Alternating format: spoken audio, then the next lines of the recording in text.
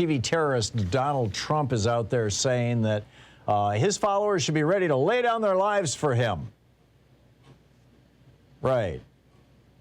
What does that mean?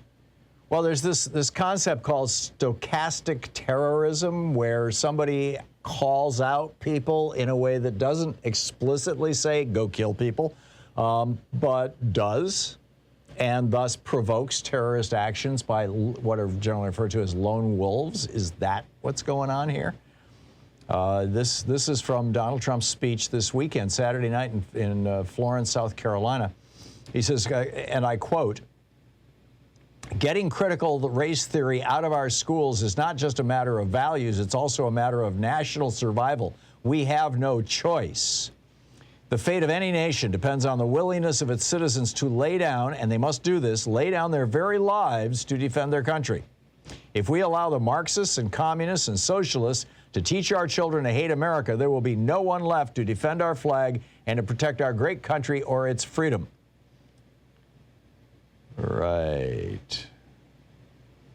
Indivisible Sarah Dole said, calling for political violence to stop the teaching of accurate history in our schools. That's what fascism looks like. Condé Nast's legal affairs editor Luke Zielinski says Trump doesn't want a political party. He wants an army. He's a TV terrorist. And on it goes. But that's just the beginning. I mean, you know, you want to look at the situation in Ukraine? This was set up by Donald Trump. I realize Fox News is out there going, oh, well, if Trump was still president, Putin would never have invaded Ukraine. No, he wouldn't have had to. Trump would have simply handed it to him.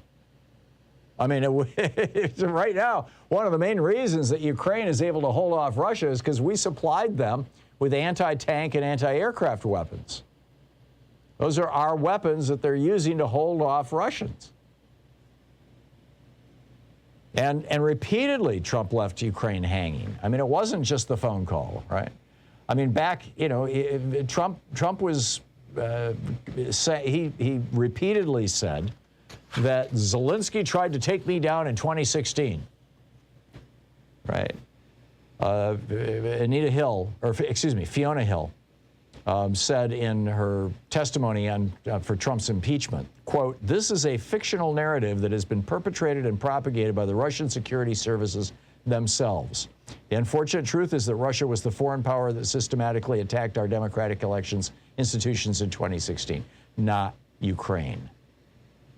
Next, Trump personally froze $400 million of military aid to Ukraine, stuff that could take out tanks and aircraft. Defensive weaponry, by and large, and said, you know, to Zelensky, you know, Zelensky said, we're ready to take delivery of those Stinger missiles, and Trump said, well, yeah, but I want you to do me a favor. And on July 2nd, Ambassador Volker conveyed this message directly to Zelensky. He said it was the Giuliani factor. He said, I'm sorry, we can't get you these weapons. And I'm sorry that a White House meeting is not going to occur until you announce that you're pursuing an investigation into Joe and Hunter Biden.